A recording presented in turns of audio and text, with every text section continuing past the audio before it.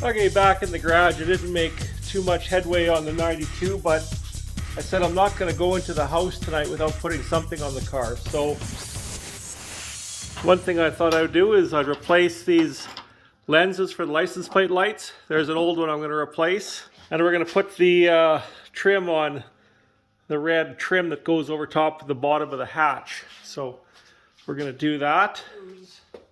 I got these parts from Western Motorsports in Calgary.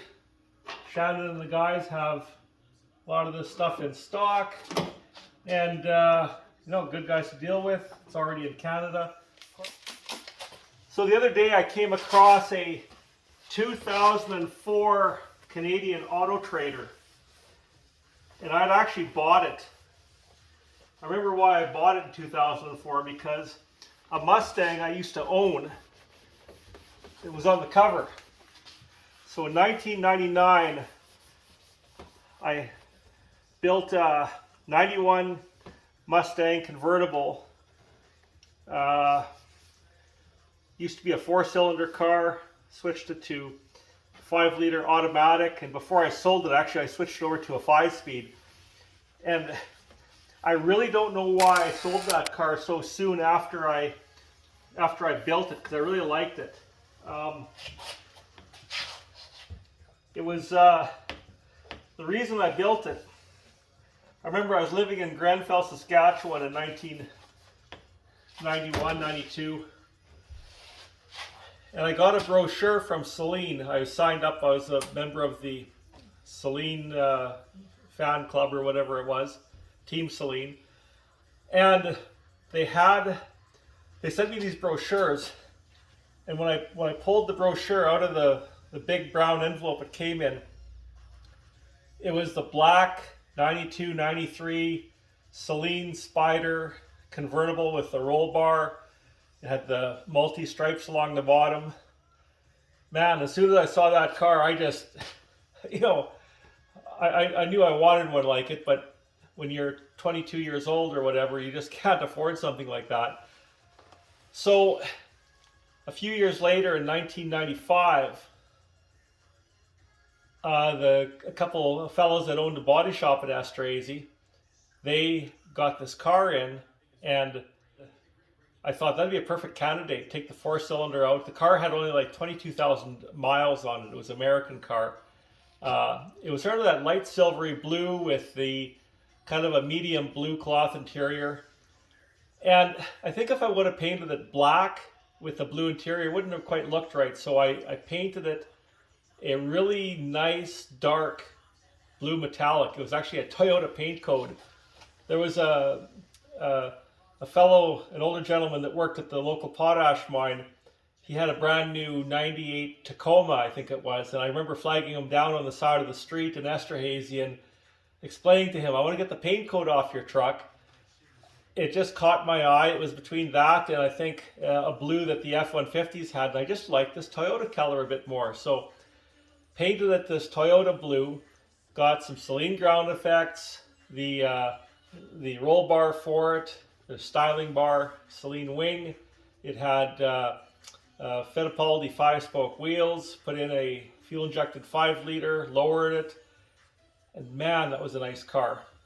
So I think in 1999, I sold it to a young lady a few hours away from us.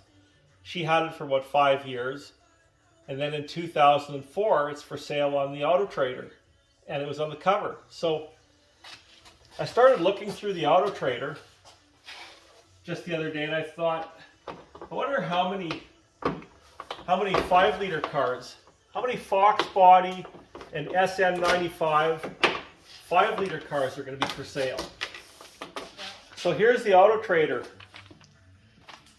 and I don't know if you can see that, but that's my 91 Mustang that I used to own is for sale. So the young lady that had it, she was done with the car, and it was a good looking car.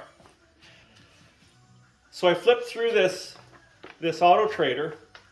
Let's check out some of these ads, because some of these cars, are they a good deal today, or are they a good deal back then, or have the prices changed that much? I know everybody talks about Fox bodies have gone up in price. I think the nice ones will go up in price, but let's face it, if you have a bagged out, rusty Fox body with a questionable history, it's just not going to hit the dollar value that the other ones had. But if it's a nice car, let's face it, a lot of us that were in high school or just, you know, in the late 80s, early 90s when these cars were new, a lot of us want these cars again. So I came across about 15 cars in here, but I'm just going to read a couple ads. Some of them that I thought were a pretty good deal. 86 Mustang GT, 5-liter, 5-speed, King Cobra clutch, 182,000 kilometers. So that's probably about 120,000 miles roughly. Pony rims, new rubber on both sets of rims. $5,400. Today that car, 7 to 10 grand all day long, I think, if provided it's kind of close to the condition it was back in 2004. 88 Mustang Cobra GT, automatic loaded sunroof, one owner. So this one has some clicks on it, 249,000 kilometers, $4,500. Well, if it's a one owner car, if it wasn't winter driven, so if it's not rusty, my guess is it's, even with the automatic, to me the automatic hurts it a bit because I always like a 5-speed car, but it's whatever your preference is. Well, if it's not rusty, $4,500 is a smoking deal today. Back then, that was probably a fair deal, providing the car looked and drove decent and the seats aren't bagged out. See, on the Autotrader, you only got one picture, and then you had to go look at the car. So $4,500, I'd say that's a good deal back then, or fair. Today, if it's a one-owner car and it actually, like I said, not rusty and looks good, $4,500 to $6,500. It would have to be pretty nice to be 7 grand, 75. It'd have to be really nice for that, in my opinion. 95 Mustang GT, 66,000 kilometers, $14,000. So back then, you know, that was a 9-year-old car, but low clicks. Yeah, that's, to me, it's a $12,000 to $14,000 car back then, I guess. And today, with 66,000 kilometers, if it looks every part of 66,000 K, yeah, 10 to 14, depending on condition. So that really hasn't changed much. You know, if you could go back in time or look at it today. Here's one. Here's a good one. 1990 Mustang LX, 5-liter, 17-inch Cobras, new paint, GT40 intake, upper and lower, 70mm throttle body cam, underdrive pulleys, aluminum heads, 11-to-1 compression or Speed Pro pistons, Flowtech long tube headers, Flowmaster exhaust, 355s, Ram clutch, lowered stereo alarm, fresh rebuild, going to school, 8,900. Well, the guy obviously put some money into the car. So by today's standards, see, we don't know how many kilometers are on it, but even if it had a little higher K, think of the price of a top-end kit today.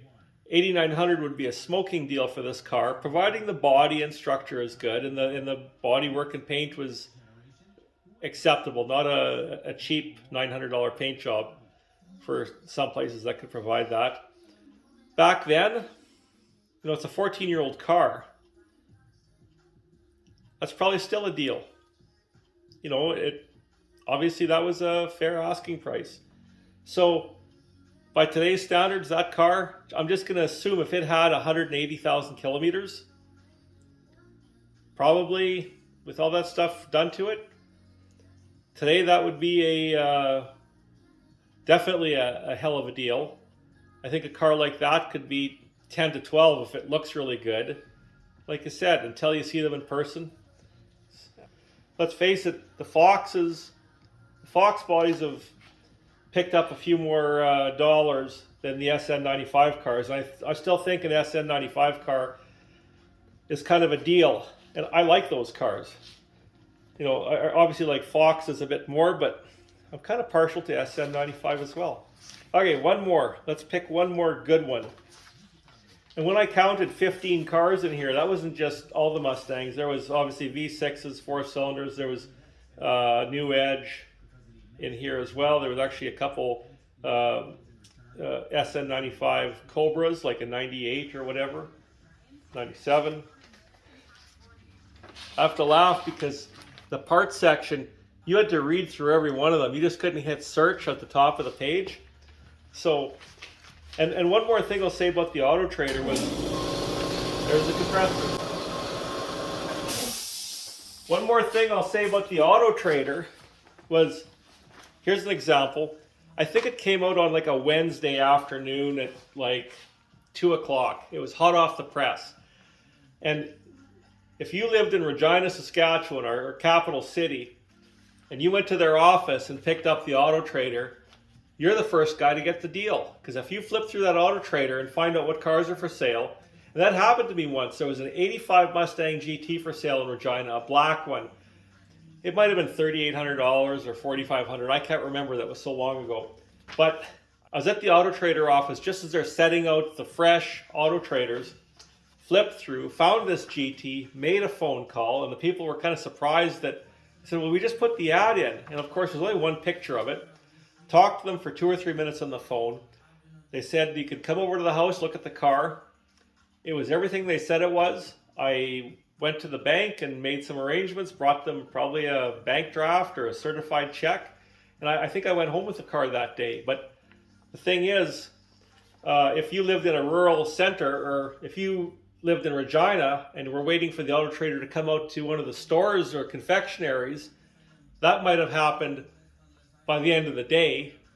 And then if you lived in a smaller center like I did, it was probably like at least the next day, maybe 2, but at least the next day likely it got brought out to your smaller town. So there was a bit of an advantage to being in Regina for when these came out. Here's a good one. Here's a really good one.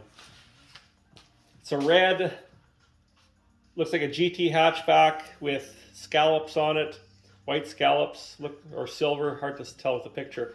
87 Mustang GT, supercharged, 400 horsepower, over 20,000 invested, too many parts to list, 139,000 kilometers. So that's like, what, 85,000 miles, I guess, something like that. 8,000 or best offer. And it was in the Regina. So either the car is, let's face it was probably driven hard, because which ones weren't, you know. But if it looked half decent, and if he put over 20 grand into this car, back then, 8 grand or best offer. You know, even if the car was an insurance write-off and it was fixed and had all the stuff done to it, that was a deal. This car, if it looks like I'll say a 6 or 7 out of 10 in today's market,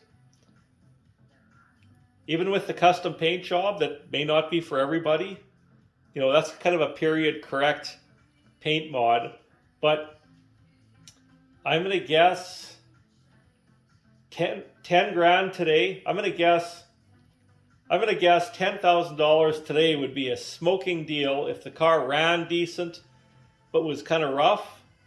But if it looked good, 14, 15, 16,000 would be still. And it'd have to be pretty nice, I think, to get over that. I'm assuming these cars are kind of a 7 out of 10, 7.5 out of 10, like not perfect show car quality, but just like a really nice daily driver. So like I said, until a guy actually sees the car in person, it's pretty hard to comment on the what the price would be. But I see the SN95 cars, the prices don't seem to be too much different. Fox bodies, it's obviously a different story.